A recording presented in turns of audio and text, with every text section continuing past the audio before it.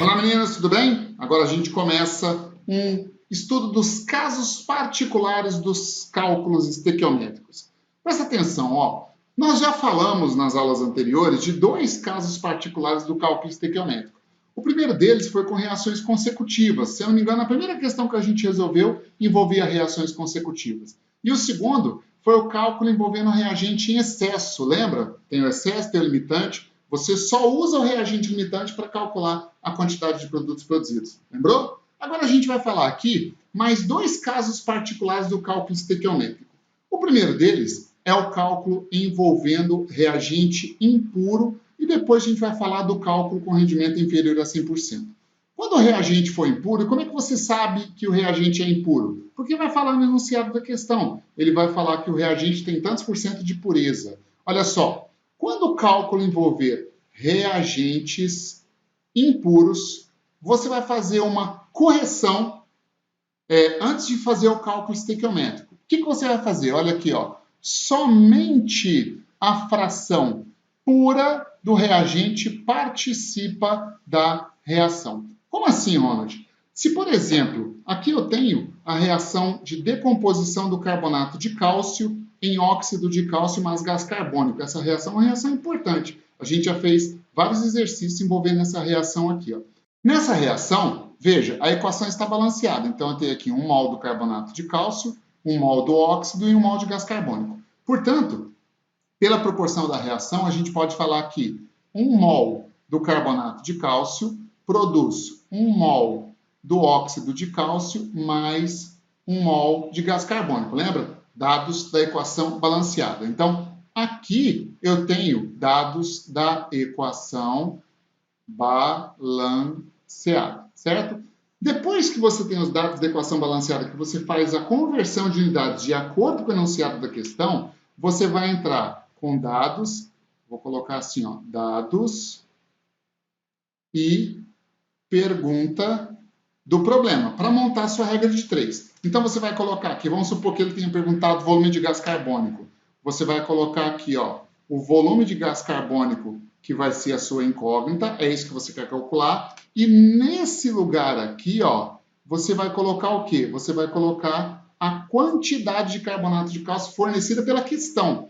Acontece o seguinte, essa quantidade de carbonato de cálcio aqui, ó, deve ser corrigida usando a porcentagem de pureza, o grau de pureza da amostra, certo? Então, isso é o que você vai fazer antes de resolver a sua questão envolvendo cálculo estequiométrico com reagente impuro. Corrija o valor que ele fornecer para você antes de colocá-lo no cálculo estequiométrico. Nos exercícios, você vai ver o tanto que isso é simples, né? Agora, veja, no segundo caso, dos casos particulares do cálculo estequiométrico, agora a gente fala de cálculo com rendimento inferior a 100%. Como proceder com cálculo onde o rendimento é inferior a 100%? Bom, primeiro, você vai corrigir, olha aqui, ó, corrigir a quantidade estequiométrica ou a proporção estequiométrica de produtos produzidos também antes do cálculo estequiométrico. Por que uma reação pode ter um rendimento inferior a 100%? Quando os reagentes reagem para formar produtos, tem que haver colisões efetivas entre as moléculas. Vamos pensar numa seguinte situação. Você colocou 1 mol de um reagente A com 1 mol de um reagente B e eles vão se colidir para formar produtos. A gente estuda isso mais a fundo em cinética química, né? Mas quando os reagentes colidem, a colisão é que gera a formação de produtos. Para 6 vezes 10, 23 moléculas do A, com 6 vezes 10, 23 moléculas do reagente B, a probabilidade de todas as moléculas do A e as moléculas do B se encontrarem é pequena, tá? Então, é muito pouco provável que você tenha uma conversão de 100% quando uma reação acontece. Tem reações que têm uma conversão mais eficaz, tem reações que têm uma conversão um pouco menos, depende do processo. Isso nós chamamos de rendimento do processo. Para você ter uma ideia, nesse exemplo aqui, ó, a mesma reação de cima, 1 mol do carbonato de cálcio produz 1 mol do óxido de cálcio mais 1 mol de gás carbônico. Então, a proporção da reação balanceada me diz que 1 mol do carbonato de cálcio produz, vou só para o gás carbônico, ó, 1 mol de gás carbônico. Na verdade, isso aí está errado. Se a reação tiver um rendimento inferior a 100%, 1 mol de carbonato de cálcio produziria, presta atenção, produziria 1 mol de CO2 se o rendimento da reação fosse 100%. E se ele não for 100%, se ele for menor? Por exemplo, vou colocar aqui, ó, vamos supor que o rendimento dessa reação fosse de 70%. Quer dizer que somente 70% dos reagentes são convertidos a produtos. Então, na verdade, essa quantidade aqui, ela está errada, porque essa reação não produz 1 mol, quer dizer, ela não produz 1 mol de produtos, ela produz 70% disso. Então, na verdade, a única coisa que você precisa fazer para o cálculo envolvendo reagente impuro é corrigir, colocar aqui, ó, corrigir esse valor utilizando-se do rendimento do processo, que é o que ele vai fornecer no enunciado da questão. E aí você procede o cálculo estequiométrico normalmente. Coloca aqui dados, ó, dados e normalmente a pergunta do problema. Então, quando o cálculo envolver reagente impuro ou rendimento inferior a 100%, corrija os valores antes de fazer o cálculo estequiométrico. Tem como você resolver também da seguinte forma, você faz a reação normal e corrige no final. Tanto faz, vai do caminho que você se sentir mais confortável e entender melhor para resolver a questão. Nos exercícios, você vai ver isso melhor. Quer ver? Já vamos direto aqui para a questão número 23. Olha o que diz a questão número 23. Deixa eu pegar o marca-texto amarelo. Aí, ó. O cobre presente nos fios elétricos e instrumentos musicais é obtido a partir da ostulação do minério de calcosita. Então, calcosita é isso daqui, é o sulfeto de cobre. Durante esse processo, ocorre o aquecimento desse sulfeto na presença de oxigênio, que forma, o cobre livre. E o enxofre se combina com O2 produzindo esse O2, conforme a equação química abaixo. Então, ele deu essa equação aqui. Veja, essa equação foi fornecida por essa questão. Essa questão é uma questão do Enem, Aí ele deu aqui as massas molares, lembra que Enem não tem tabela periódica, então ele dá isso como dados, certo? E ele pergunta, presta atenção na pergunta. Considerando que se queira obter 16 mols do metal, então ele quer obter 16 mols do metal, isso é quantidade de produto, em uma reação cujo rendimento é de 80%, deu o rendimento do processo. Ele quer saber qual a massa em gramas do minério necessária para a obtenção do cobre, certo? Bom, como é que a gente vai fazer, como é que a gente vai resolver essa questão? Vamos lá, então. Primeira coisa que eu preciso da equação balanceada. Lembra que o processo tem um rendimento de 80% e a equação balanceada me conta o seguinte, Cu2S reage com O2 gasoso, produzindo 2 mols de cobre mais SO2, certo? O problema envolve quem? Envolve o sulfeto de cobre, que é o minério lá calcosita, e o cobre produzido. Então, eu posso dizer que 1 mol, a equação já está balanceada, 1 mol de sulfato de cobre, sulfeto de cobre, produz 2 mols de cobre metálico. Dados da equação balanceada. Tudo bem? O que eu preciso fazer agora? Fazer a conversão de mol para outra unidade de acordo com o enunciado da questão. Quando ele fala aqui, do metal, ele fala em mols. Então, aqui, quando fala do metal, ele fala na unidade mols. Aqui eu não preciso fazer conversão de unidades. Mas quando ele fala do minério, qual que é o minério? É a calcosita. Ele fala em, olha só, em massa. Então, eu preciso converter aqui de mol para massa, senão eu não resolvo a questão. Então, vamos converter de mol para massa. Como é que eu faço isso? Olha, calcula separado a massa molar. A massa molar do Cu2S dá quanto?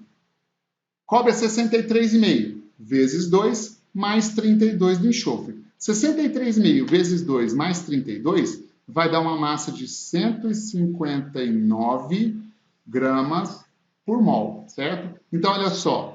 Aqui, dados da equação balanceada, 1 mol de sulfeto de cobre, ou seja, 159 gramas de sulfeto de cobre, quando reagem, produz 2 mols de cobre metálico. Agora eu vou fazer uma pergunta para você. Essa reação tem um rendimento de 100%? Na verdade, não. O rendimento dela é 80%. Então, você tem que entender da seguinte maneira. Quando essa reação ocorre, 159 gramas do sulfeto de cobre, que é o mineral, produziriam 2 mols de cobre metálico se o rendimento da reação fosse 100%. É 100%? Não. Então, esse valor aqui, ó, ele está errado. Esse valor aqui é uma massa, na verdade, uma quantidade em número de mols fictícia. Esse valor não está correto. Eu preciso corrigi-lo. Como é que eu corrijo isso? Ora, a reação produziria 2 mols de cobre metálico se o rendimento do processo fosse um rendimento teórico de 100%. Como o rendimento de verdade é 80%, quanto dá 80% de 2 mols? Estou chamando de X. Esse X vai dar 80% de 2 mols é 1,6 mols de quê? De cobre metálico. Então, esse valor de 2 mols aqui, ó, é um valor teórico. Ele seria teoricamente produzido se o rendimento da reação fosse um rendimento de 100%. Como esse rendimento não é 100%, eu preciso corrigir. Como? É 80% disso. Então, na verdade, eu posso afirmar que 159 gramas de sulfeto de cobre, que é o minério, produz de verdade 1,6 mols de cobre. Isso é um valor real, porque eu já corrigi envolvendo o rendimento de 80% da reação. Qual foi a pergunta da questão? A pergunta foi aqui, ó. Para produzir 16 mols de cobre metálico, qual a massa, vou chamar de M, tá? Qual a massa necessária do minério que a gente precisa para produzir 16 mols do cobre metálico? Agora a gente montou aqui, ó, a nossa regra de 3. Por isso, essa massa já real, já a massa necessária, vai ser aqui, ó, 16 mols vezes 159 gramas, dividido por 1,6 mols. O que eu posso simplificar aí de unidades? Simplifica a unidade de quantidade de matéria, mol com mol. Ainda posso simplificar aqui, ó, 16 por 1,6 deu 10 aqui em cima. Olha o tanto que a conta ficou simples. Ficou 10 vezes 159. 10 vezes 159 dá 1.590 gramas de quê? De sulfeto de cobre, Cu2S, sulfeto de cobre 2. Isso está na resposta da letra C. Tudo bem? Bom, então, quando você pegar uma questão com reagente impuro ou um rendimento inferior a 100%, faça a correção antes de fazer o cálculo estequiométrico. É o caminho mais fácil. Interpretando bem o enunciado da questão, você consegue achar esse caminho. Tudo bem? Então, já vamos para a questão número 24 aí, olha só. O ácido acetil salicílico, AAS, comumente chamado de aspirina, é obtido a partir da reação do ácido salicílico com anidrido acético. Essa reação é esquematizada no seguinte modo. Então, veja aqui, ó. Ele forneceu a reação onde o ácido acetil salicílico, aliás, o ácido salicílico, né, reage com anidrido acético, produzindo o AAS, que é o ácido acetil salicílico. E o ácido acético é um subproduto dessa reação orgânica. Letra A. Qual é o reagente limitante da reação? Partindo-se de 6,90 gramas de ácido salicílico e 10,20 gramas de anidrido acético. Justifique a sua resposta. Bom, vamos lá. Olha só. Ele pede para você, então, qual é o reagente limitante do processo. Veja, de acordo com a equação balanceada, nós temos que o ácido salicílico C7H6O3 reage com anidrido acético C4H6O3, produzindo o AAS, ácido acetil salicílico, que é C9H8O4, mais o ácido acético, que é CH3COOH, né? Você viu que o enunciado fala só em massas? Então transforma tudo para massa, porque ó, essa equação já está balanceada. Se ela está balanceada, ela nos conta que 1 mol do ácido salicílico reage com 1 mol do anidrido acético, formando 1 mol do ácido acetil salicílico e 1 mol de ácido acético. Tudo balanceado, né? Transforma tudo para massa. Como? Calculando a massa molar. Aqui vai ser 12 vezes 7, mais 6 vezes 1, mais 3 vezes 16. Essa massa molar dá 138 gramas por mol. Portanto, 1 mol equivale a 138 gramas. Deixa eu corrigir aqui. 1 mol equivale a 138 gramas. Que reage com o anidrido acético. 12 vezes 4, mais 1 vezes 6, mais 16 vezes 3. Isso aí dá 102 gramas. Que quando reage produz o ácido acetil salicílico. 12 vezes 9, mais 8, mais 4 vezes 16. Dá 180 gramas por mol. Então, já converti tudo de mol para massa, né? Olha o que ele pergunta. Qual o reagente limitante da reação partindo-se de 6,90 gramas de ácido salicílico? Então, ele está reagindo 6,90 gramas do ácido salicílico com 10,20 gramas do anidrido acético. 10,20 gramas do anidrido acético, né? Depois, a gente vai ter que calcular aqui, ó, quanto do ácido acetil salicílico foi produzido. Bom, lembra quando a gente explicou?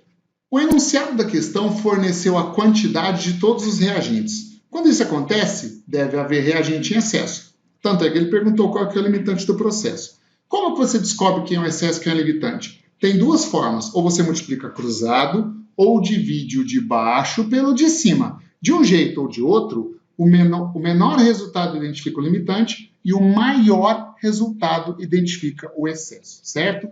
Como aqui é múltiplo, ó, quanto dá 10,2 dividido por 102? Aqui vai dar 0,1, né? Quanto dá 6,9 dividido por 138? Aqui vai dar 0,05. Olha só, nós acabamos de identificar pelo maior resultado que o anidrido acético é o reagente que encontra-se em excesso. Se o anidrido acético é o reagente que encontra-se em excesso, significa que o ácido salicílico é o reagente limitante do processo, certo? Aí ele pergunta para você, ó, qual é o reagente limitante da reação? Partindo-se de 6,9 gramas do ácido, 10,2 gramas do anidrido. Justifique sua resposta apresentando os cálculos. Aí você vai responder para a letra A da seguinte maneira. Reagente limitante é o ácido salicílico. Certo? Salicílico. Aí você pode explicar da seguinte maneira. Pois a massa de ácido salicílico é 0,05 vezes maior que a proporção estequiométrica dele em mols, mas a massa do anidrido acético é 0,1 vezes maior do que a sua proporção em mols. Então, a maior proporção, nesse caso, foi multiplicada pelo maior valor e se identifica o reagente, limitante e o excesso, né? Já na letra B dessa reação, ele pergunta, foram obtidos 5 gramas de ácido acetil salicílico. Calcula o rendimento do processo. Presta atenção, ó. Eu vou calcular esse x aqui do jeito que está aqui, certo? Esse x, portanto, vai dar, ó, montando a regra de 3, esse x vai dar 6,9 gramas, 6,90 gramas, vezes 180 gramas, dividido por 138, que é o limitante, né? 138 gramas. Simplifico aqui a unidade de massa, gramas com gramas. Se você fizer essa conta, esse valor vai dar 9 gramas. Então, aqui, ó, 9 gramas do ácido acetil salicílico. Portanto, 9 gramas do ácido acetil salicílico seriam produzidos se o rendimento da reação fosse de 100%. Mas espera aí, quanto produziu? Ele falou no enunciado, ó, foram produzidos 5 gramas do ácido acetil salicílico. Então, espera aí, se foi produzido 5 gramas do ácido acetil salicílico, significa que o rendimento da reação valeu quanto? Vou chamar aqui de R. Aí, calculando esse rendimento, vai dar 55,5%. Tudo bem? Então, aguardo você para a próxima questão. Abraço!